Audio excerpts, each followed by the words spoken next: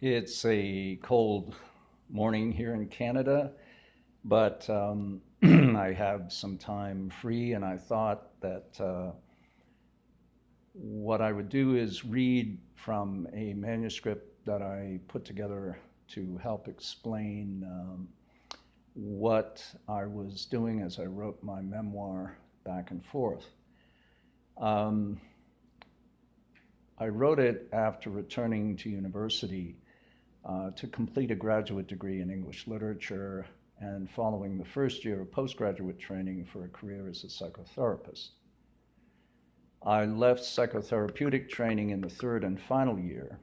and I have since returned to doing independent research and teaching.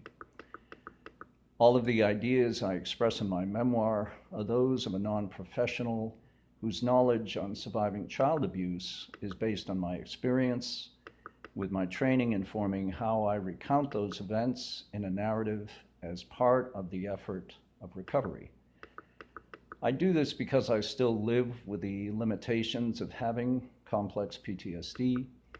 with hypervigilance and a quick startle response making my day-to-day life often exhausting, limiting me socially and professionally, yet with recent complex PTSD research giving me hope that my claiming my voice through writing takes a clear step forward on the path of healing. My interests in literary narratives and psychological health informed the writing of my memoir, and the research of Basil van der Kolk on complex PTSD provided the theories with which to express my version of the traumatic events of my childhood. My memoir is a year-by-year chronicle of those events that were once imposed on me, which as an adult I can now assign my value and voice to, something I could not do as a child,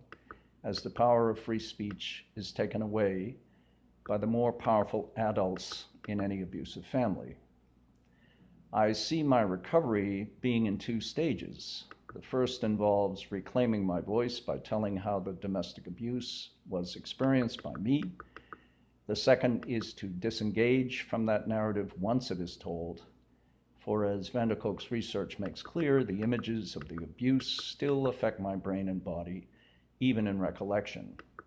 So once having told how I experienced them, I have to unlock from the details of those traumas. This two-stage recovery model is just another human paradox I've come to accept.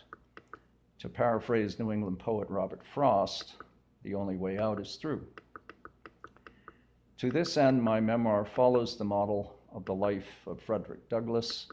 which recounts the trauma he and other Africans endured while being forced into slave labor in the United States in the 19th century. In his narrative, Douglass makes plain the brutality of his slaveholders and often uses tenets of their Christian faith to point out the hypocrisy of their cruel actions.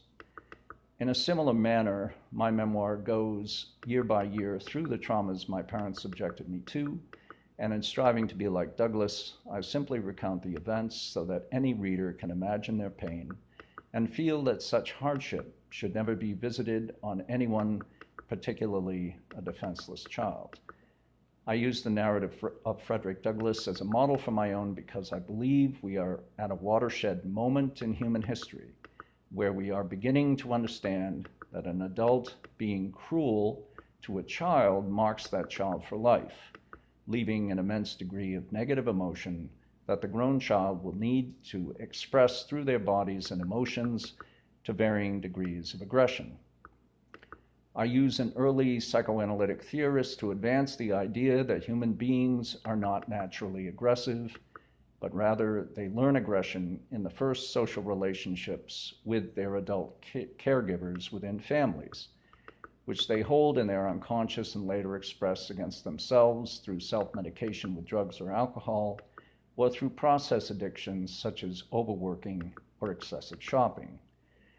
Because there are such high degrees of violence in human relationships, that violence needs to be investigated at its source in how parents express it at their helpless children. Once children internalize that violent message, they will spend the rest of their lives unconsciously expressing it in what Freud saw as the two main areas of adult engagement, work and love. It is clear that males in particular are conditioned to be capable of violence, and as recent research on social constructivism makes clear, such a negative emotional trait informs what we in Western culture expect from the performance of the male gender. Yet human violence is not something that is innate, but is rather learned, with brutal irony, at the hands and words of one's own parents. Because there are 7 million reported cases of child abuse each year in the United States alone, it is clear that we are in an immense crisis of domestic abuse that teaches violence to children, and at the very least that aggression will be expressed again in the secrecy of the domestic space that the child will later create as an adult, and violence will be unconsciously transmitted into the next generation. Because of this crisis, the human race has the opportunity to investigate and come to terms with its own sources of aggression. And it is time for the family system to be open for discussion so that parent-to-child interactions come to be defined by tenderness and patience rather than by aggression. The one sure way to get to this consciousness is to have a body of work that recounts the traumatic effects of domestic violence on developing children. And it is my hope that memoirs such as my own will become like the slave narrative of Frederick Douglass, yet applied to the lives of abused children, so that the pain of their estrangement will be heard, and as was the case with Douglass's slave narrative that led to the ending of the slave trade, so will the narratives of adult child abuse survivors lead to the abolishment of aggression in the lives of children. Because children need to survive, they cannot speak against their abusers, so it is left to the survivors to speak once they are adults. It is my hope that other survivors can use my memoir's model to finally say all they need to express regarding the abuses they endured, to simultaneously be relieved of bearing their burdens silently and alone, and to help create a narrative body of work that will caution future generations against aggression toward children in any setting, particularly in the intimate setting of what needs to be the secure base of the family's domestic space. Through the Me Too and Time's Up movements, women are now stepping into their voices to say what has always plagued them in the workplace, the sexual aggression of males, which is grossly inappropriate, as women are at work simply to express their abilities and to provide a living for themselves and those they love. It is my contention that men only express aggression in the workplace and in the secrecy of home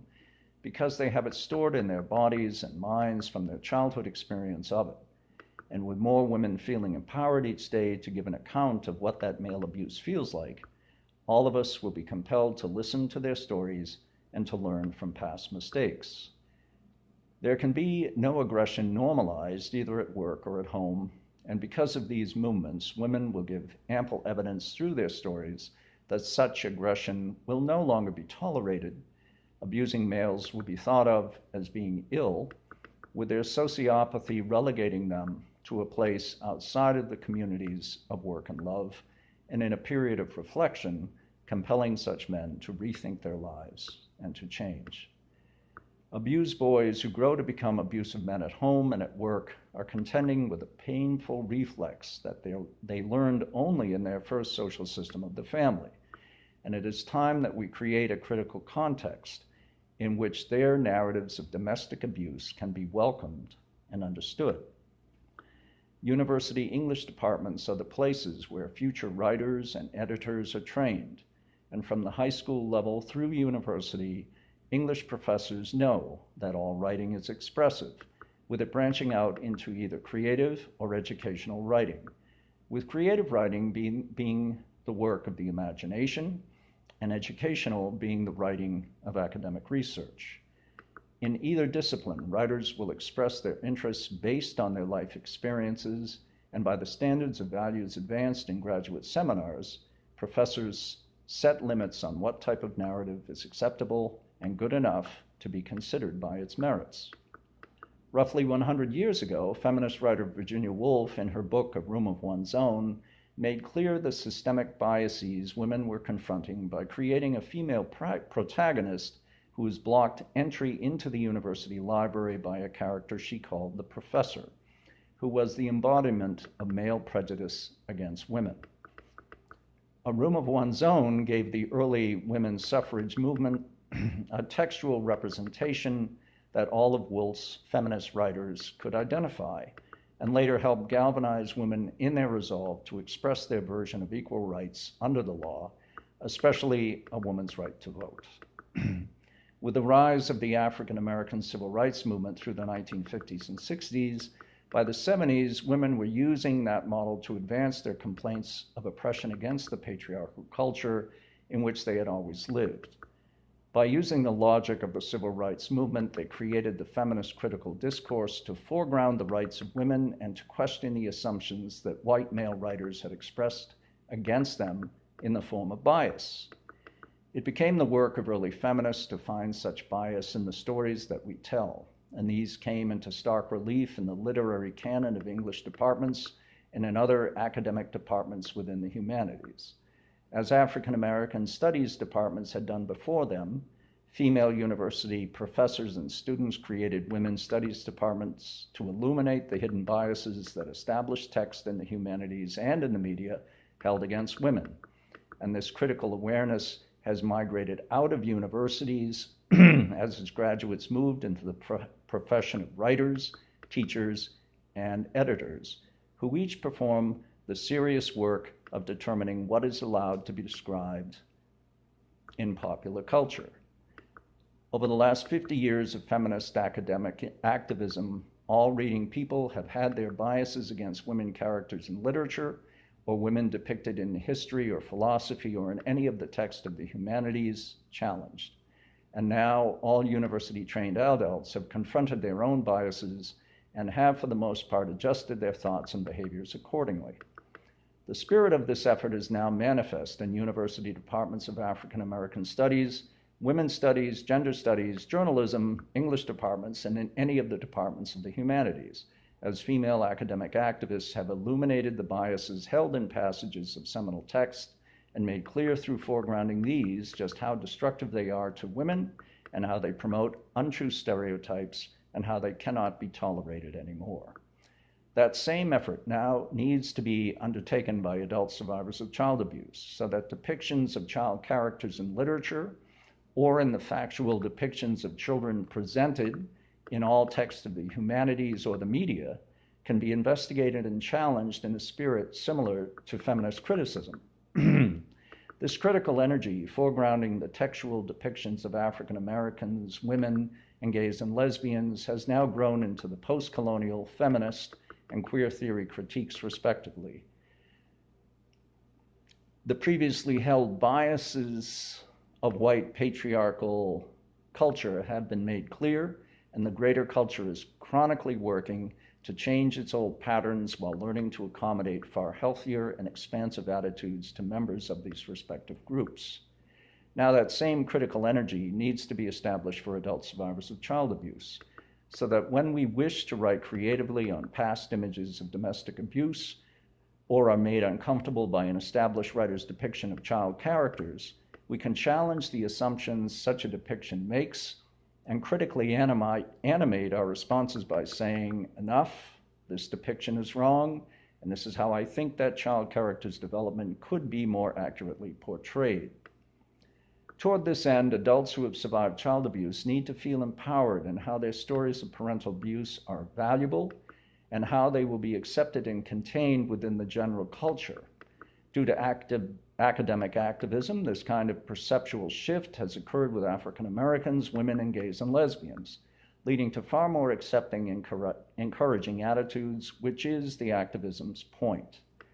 Now that same kind of energy needs to be extended to adult survivors of child abuse so that males in particular, who are often taught violence by having it modeled for them at home, can know that their stories of domestic abuse are acceptable. It is all right for them to show vulnerability and that they have the hope of being relieved of the tension born of their parents' abuse. We need to move toward their knowing that they can share the details of that abuse unique to them, either through its imaginative expression in creative writing or through the educational expression of research writing, and not be compromised by a need to keep it quiet because most people are still being taught that such openness is not manly nor acceptable. But whether male or female, for adult survivors of child abuse, the point is the same. We are moving into considerable change in human history, where the source of human aggression as a learned behavior within families is beginning to be examined and its emotional details expressed. The work as survivors of abusive families is to simply tell our truths, to be relieved of the repressed emotions of our past by simply expressing them, and to connect with others who also have stories of overcoming domestic trauma. If my memoir can serve as a model for other survivors of childhood abuse to claim their voice through narrative, survivors will have come forward to oppose the abuse of children and say enough, and to make violence against children, and quite possibly violence in all human relations, a thing of the past. I apologize for the lighting. Thanks for listening.